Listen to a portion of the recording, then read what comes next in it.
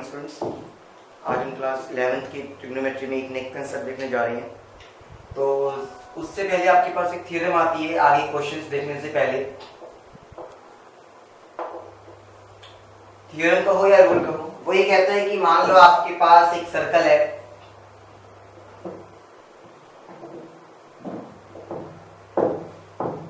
ठीक है। सर्कल का ये सेंटर था। अगर सर्कल की सेंटर पे रेडियस और आर्क मिलकर एक एंगल बनाते हैं, मान लो मैंने ये कहा आर्क की जो लेंथ है वो L है और रेडियस आपके पास R था। जो सर्कल के सेंटर पे जो ये एंगल बनता है इसे मान लिया मैंने थीटा। तो आपके पास एक रूल कहता है या थ्योरम कहती है कि जो थीटा है वो L/R के इक्वल होगा। ये आपके पास बेसिक रूल है। हमें इसी रूल के बिहाफ पे सारे क्वेश्चंस को सोल्व करना है स्टूडेंट्स, ठीक है। जैसे कि वो हम फर्स्ट क्वेश्चन देखते हैं, कहते हैं length of an arc, find the length of an arc of a circle of radius 10। Circle है जिसकी रेडियस दे रखी है 10 सेंटीमीटर, जो कि सर्कल के सेंटर पे एंगल बनाता है 45 डिग्री का। सेंटर पे बनना चाहिए, ध्यान रखना, एट सेंटर, ये मैंडेटरी है। इसकी लेकिन कंडीशन यहां पर एक ये होती है students, theta should be in radian. Theta हमेशा रेडियन में ही तो बाहर निकल कर आएगा एक बार तो, और रेडियन के अंदर ही आपको क्या करना है, उसको लेकर जाना है। अगर डिग्री में दिया, जैसे आप देख रहे हैं यहाँ पे डिग्री में दे रखा है, आप पहले इस थीटा को क्या कर देंगे, रेडियन में कन्वर्ट कर देंगे। तो आपको ये पता है स्टूडेंट्स 180 डिग्री का होता था आपके पास पाई रेडियन। 1 डिग्री का क्या होता है, पाई बाय में 180। आप करना क्या है 45 के लिए, क्लियर। अब हम सॉल्व कर लेते हैं। आपको पता है ये 1 और ये 4, यानी कि पाई बाय 4 रेडियन आ गया आपके पास एंगल। ध्यान रखना रेडियन में आना चाहिए, और साथ साथ में लेंथ और रेडियस दोनों के यूनिट भी सेम होनी चाहिए। अकॉर्डिंग टू फॉर्मूला थीटा क्या है, L/R। थीटा की वैल्यू क्या थी, पाई बाय 4। लेंथ आपको नहीं पता, रेडियस क्या है 10 सेंटीमीटर। ये सेंटीमीटर में है तो ये सेंटीमीटर में ही आएगा मेरे पास, अब ध्यान रखना, ठीक है। तो ये पाई बाय 4, ये 10 ऊपर जाके मल्टीप्लाई हो गया। सॉल्व करा था कितना आ गया, ये 5 पाई बाय 2। ये आपके पास लेंथ आ गई।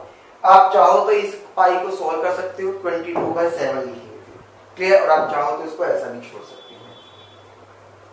चलिए नेक्स्ट देखते हैं स्टूडेंट्स।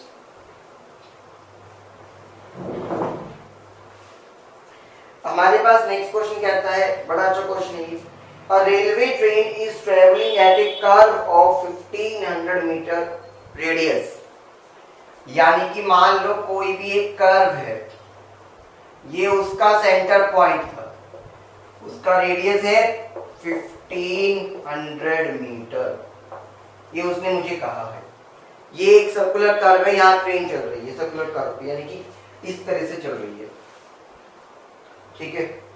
यानी कि मैं ये कह सकता हूं ये मेरे पास रेलवे ट्रैक है, सर्कुलर रेलवे ट्रैक। ये पॉइंट था ए फॉर एग्जांपल, कोई भी आप कह सकते हो। At the rate of 66 kilometre per our in 20 seconds find the angle. वो कहता है कि मान लो यहां से चलना शुरू करती है, इस स्टेशन से चलना शुरू करती है और यहां तक कहीं चलती जाती है, जिसकी स्पीड क्या दे रखी है, ट्रेन की जो स्पीड है 66 kilometre per hour, 66 kilometre per hour दे रखी है। और यहां से लेके यहां तक जाने में उसको जो टाइम लगा वो था 20 सेकंड्स का। अब मान लो वो ए से लेके इस बी नाम के स्टेशन पे पहुंच गई होगी, ठीक है। ए स्टेशन से वो बी स्टेशन पे पहुंच गई। आपको ये बताना है सर्कल के जो सेंटर पे, यानी कि कर्व के जो सेंटर पे जो एंगल बन रहा था वो कितना है। आपको ये एंगल फाइंड आउट करना है स्टूडेंट्स। तो सबसे पहली बात तो मुझे पता चला ये रेडियस है, ये लेंथ ऑफ आर्क हो जाएगी। ये लेंथ ऑफ आर्क जो मुझे निकालना है वो डिस्टेंस है एक तरह से। तो वो डिस्टेंस निकालने के लिए पहले तो इसको मीटर पर सेकंड में कन्वर्ट कर दूं। इसे क्या कर दूंगा, मीटर पर सेकंड में कन्वर्ट कर दूंगा मैं। अभी देखो कैसे करते हैं। 66 किलोमीटर है, उसको आप क्या करेंगे, 1000 लिख सकता हूं क्योंकि 1 किलोमीटर में 1000 मीटर होते हैं। और आवर्स को आप क्या लिख सकते हो, 3600 सेकेंड्स। या फिर आप सिंपली 5/18 से मल्टीप्लाई भी कर सकते हो, आप लोगों ने साइंस में सीखा है। 2 जीरो से 2 जीरो कैंसिल, ये आ गया 6, ये आ गया 11, ठीक है। यहाँ पर आ गई 3 और ये आ गया 5। तो ये मेरे पास 55/3 आ गया स्टूडेंट्स। ये मेरे पास स्पीड आ गई है मीटर पर सेकंड के अंदर। अभी तो ये स्पीड आई है, टाइम दे रखा है। डिस्टेंस का फॉर्मूला क्या था, और जो यहाँ पे जो डिस्टेंस होगा वो तो क्या होगी, आर्क होगी मेरी ए बी के अक्रॉस। क्या होता है, स्पीड इनटू में टाइम। स्पीड कितनी है, 55/3 और टाइम कितना है, 20 सेकेंड्स। मल्टीप्लाई करेंगे तो कितना आ गया, 1100/3 मीटर।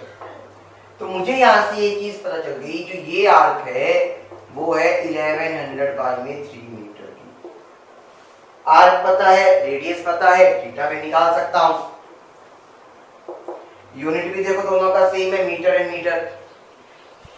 तो क्या था, L/R। L क्या है, 1100/3 और डिवाइड में क्या है, 1500। ये कैंसिल हो गया, 11/45। अब ये डिग्री नहीं है, ये रेडियन है। ये क्या है, रेडियन। ये क्या है आपके पास, इतने रेडियन का एंगल आया है। क्लियर। अगर आप इस रेडियन को आप डिग्री में कन्वर्ट करना चाहें, because pi radian is equals to 180 degree, तो 1 इज इक्वल्स टू 180/पाई, तो 11/45 के लिए कर देंगे, ठीक है। अच्छा, पाई की वैल्यू हम 22/7 लिख सकते हैं स्टूडेंट। एंगल नहीं है ये, समझना, रीडिंग में जा रहा है। क्लियर। ये 1 पर और ये 2 पे, ये 1 2 2 और ये 90, 45 और ये 2, कितना आ गया, 14 डिग्री आपका आंसर आ गया। क्लियर हुआ स्टूडेंट्स। बहुत ही अच्छा क्वेश्चन है ये,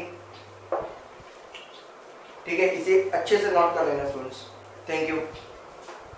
अब आगे चलते हैं नेक्स्ट क्वेश्चन पे।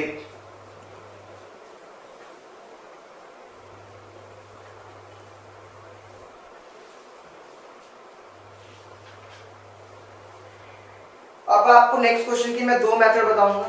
कॉम्पिटिटिव एग्जाम के लिए अलग मेथड बताऊंगा और जो रेगुलर स्कूल कॉलेजेस के अंदर हमें करना है उसके लिए अलग बताएंगे। कहता है, if areas of the same length in 2 circles the arc of the same length. कहता है आपके पास 2 सर्कल है,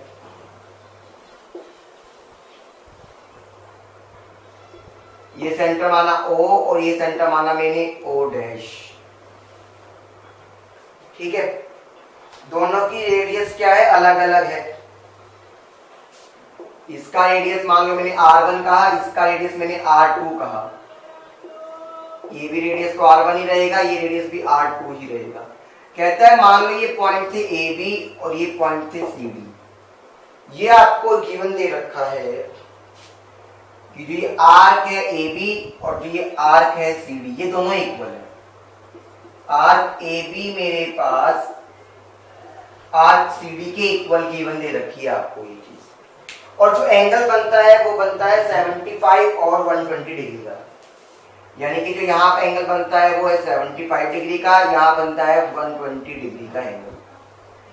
आपको फाइंड आउट क्या करना है, find the ratio of R1 ratio R2, यानी कि रेडियस का रेशियो आपको फाइंड आउट करना है स्टूडेंट्स इस केस में। अभी देखते हैं रेडियस का रेशियो। पहले मैं आपको बताता हूँ जो सीबीएसई बोर्ड के अकॉर्डिंगली करना है। आपको पता है पहला काम तो मेरे पास एंगल क्या है, डिग्री में, तो रेडियन में बदलना पड़ेगा। मैंने आपको ये चीज बताई थी।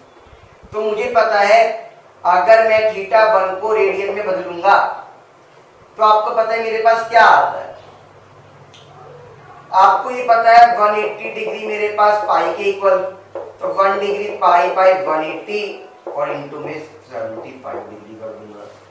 क्लियर हो गया ये? ठीक है। अगर आप इसको अब आगे सॉल्व करते हैं स्टूडेंट्स, ये कितने पे जाता है? अगर मैं इसको 5 के टेबल पे कट करता हूं तो ये 1 और ये कितना रह गया हमारे पास 5, ये कितना रह गया हमारे पास यहाँ पे 3 और यहाँ पे 6। फिर इसको क्या कर सकता हूँ मैं, यहाँ पे 5 लिख सकता हूँ और यहाँ पे 12 लिख सकता हूँ। ये 5 पाई बाय 12 आ गया। इसी तरह से मैं थीटा 2 की बात करता हूँ तो आपको पता है 120 डिग्री था, तो पाई बाय में 180 इंटू में 120 डिग्री, 0 से 0 कैंसिल, ये आ गया 2, ये आ गया 3, यानी कि 2 पाई बाय में 3 आ गया आपके पास।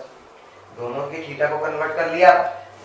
एक मेथड आपके पास क्या है जो सीबीएसई बोर्ड में, दोनों का में रेडियस आपको पता है थीटा इज इक्वल्स टू में L बाय R, तो मेरे पास यहां से एक कंसेप्ट निकल कर आया, R क्या हो जाएगा L बाय में थीटा। तो देयरफॉर R1 अगर मैं निकालूं तो क्या हो जाएगा लेंथ, L तो आपको पता है दोनों की ही सेम थी, दोनों की ही सेम थी ना। और आपके पास यहाँ पे पहले वाले के अंदर थीटा क्या था 5 पाई बाय 12, आपको पता है वो 12 ऊपर चला जाएगा। सिमिलरली अगर मैं R2 निकालता हूँ, लेंथ ऑफ R तो दोनों की सेम थी, एंगल क्या था 2 पाई बाय 3, तो 2 पाई और ये ऊपर 3 आ गया। दोनों का रेशियो निकालना है तो देखो 12L बाय में 5 पाई, 3L बाय में 2 पाई, पाई से पाई कैंसिल, लेंथ से लेंथ कैंसिल। अब कर दो क्रॉस मल्टीप्लाई, तो 12 2 से क्रॉस मल्टीप्लाई करेंगे सुन सब, जैसे सिंपल रेशियो में आप ये समझा करो वो इक्वल्स टू का साइन ही है, बस लगाना रेशियो होता है। 12 2 से 24, 5 3 से 15, यही आएगा। अभी मेरे पास कैंसिल होता है ये 8 पे और ये 5 पे, क्योंकि 3 का टेबल है नहीं, 8:5 आपके पास क्या आ गया स्टूडेंट्स, आंसर आ गया। ये तो हमने करा सीबीएसई बोर्ड के अकॉर्डिंगली, लेकिन अगर इसी क्वेश्चन को मैं करता हूं आईआईटी जेईई मेंस के लिए, यानी कि एक शॉर्टकट मेथड के लिए करता हूं मैं, तो सुनना बड़ा ही इंपॉर्टेंट है। शॉर्टकट मेथड में मैं एंगल को चेंज नहीं करूंगा। सबसे बड़ा काम तो है कि मुझे ये नहीं करना, मैं एंगल को चेंज ही नहीं करूंगा। ठीक है, मुझे पता है थीटा मेरे पास L बाय R के इक्वल होता है, यहां से मेरे पास एक चीज आ गई, L मेरे पास थीटा R के इक्वल होगा, तो मेरे को ये पता चल गया दोनों ही केसेस में मेरे पास लेंथ तो सेम थी। तो अगर मैं बात करूं एक केस में लेंथ क्या आएगी थीटा 75 डिग्री, मैं यहाँ पे ना ये लिख देता हूं 75 डिग्री इंटू में रेडियस यानी कि R1, और एक केस में लिखता हूं L इज इक्वल टू में 120 डिग्री इंटू में R2। आपको दिखाई दे रहा है दोनों ही लेंथ है, दोनों इक्वल है, तो ये क्या थी इक्वेशन नंबर 1, ये क्या थी इक्वेशन नंबर 2। फ्रॉम 1 एंड 2 दोनों अगर एक दूसरे के इक्वल, दोनों की वैल्यू क्या है L, तो दोनों एक दूसरे के इक्वल होंगे स्टूडेंट्स। तो क्या मैं ये लिख सकता हूं 120 डिग्री इंटू में R2। अब देखना यहां से स्टूडेंट्स, डिग्री से डिग्री कैंसिल हो जाता है, ठीक है। ये R2 यहाँ मल्टीप्लाई में था, यहाँ पे जाके क्या हो गया डिवाइड, ये 75 यहाँ मल्टीप्लाई में था, यहाँ आके हो गया डिवाइड।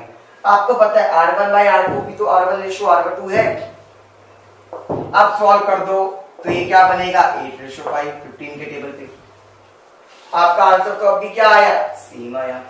कितने छोटे से एक पार्ट में आपके पास क्वेश्चन हो गया है। क्लियर स्टूडेंट्स, क्योंकि यूनिट से यूनिट भी कैंसिल होती है, ध्यान रखना। ठीक है स्टूडेंट्स, चलिए अब देखते हैं हमारा नेक्स्ट क्वेश्चन।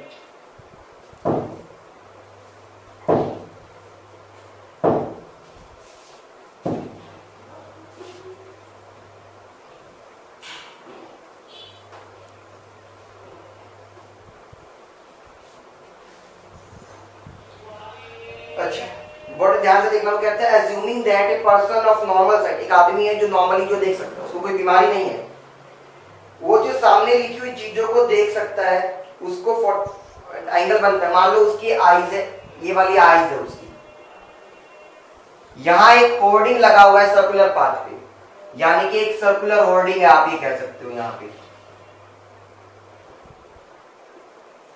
और वैसे भी जो बच्चे फिजिक्स पढ़ते हैं उनको पता होगा, हमारे पास जो रिफ्लेक्स एंगल बनता है देखने वाला साइट विजन के लिए, वो क्या होता है, हमेशा सर्कुलर शेप में बनता है। ठीक है, यहां से कितना दूर है, वो हमारे पास 12 मीटर के डिस्टेंस पर है। ये मान लो आइस थी, यहाँ से कितना दूर है, 12 मीटर के डिस्टेंस पे था ये होर्डिंग जो लगा हुआ है। यहाँ पे कहीं पे वो लेटर है, मान लो बी, जिसको मुझे पढ़ना है। अब वो यहां से बनाएगा एंगल, जब तक एंगल कंप्लीट नहीं होता तब तक हम देख नहीं सकते हैं अकॉर्डिंग टू द फिजिक्स। तो ये जो एंगल बना वो कहता है 5 मिनट का है। कितने का है, 5 मिनट का एंगल है ये। आपको ये बताना है कि कितनी हाइट पे वो लेटर है, height of the letter, height of the letter की कितनी हाइट पे वो लेटर लिखा हुआ है। तो सिंपली कहने का मतलब आपको क्या निकालना है, एबी की 8 निकालनी है। अब आप ये नहीं कहोगे सर यहाँ पे परपेंडिकुलर डिस्टेंस होता है, क्यों होता है वो, लेकिन आप एक चीज याद रखिएगा, जब हम लाइन ऑफ साइट की बात करते हैं, विजन की बात करते हैं, वो टेंजेंशियली देखा जाता है। तो टेंजेंशियली तो हमेशा क्या होगा, बना वो 90 डिग्री परपेंडिकुलर, लेकिन होगा तो आर्क के अलोंग। क्लियर। तो हाइट ऑफ लेटर मुझे निकालना है, हाइट ऑफ लेटर, तो मुझे यानी कि आर्क निकालनी है। सिंपली कहने का मतलब ये है, मेरे पास आर्क कह दूं मैं ए बी। अच्छा, पहला काम तो इस मिनट को डिग्री में बदलो, मैंने कहा था डिग्री से ही तो डिग्री में जाऊंगा पहले। तो आपको ये पता है स्टूडेंट्स, 5 मिनट को डिग्री में बदलने के लिए इसको क्या करना पड़ेगा, 60 से डिवाइड। अब ये जो एंगल आ गया वो डिग्री में आ गया। अब रेडियन में करने के लिए क्या होता था, पाई बाई में 180 डिग्री इंटू में डिग्री वाला एंगल, यही होता था स्टूडेंट्स मेरे पास। ठीक है, तो यहाँ पे कितना आ गया, आप कर लेते हैं चेक हम।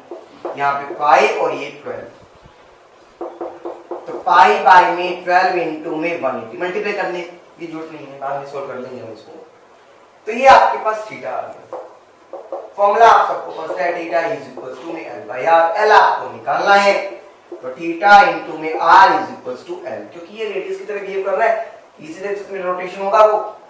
ठीक है, पाई बाई में 12 इंटू में 180। अच्छा, पाई की वैल्यू आपको सबको पता है, 22 बाई में 7 लिख सकता हूं। और आर क्या है आपके पास, यहाँ पे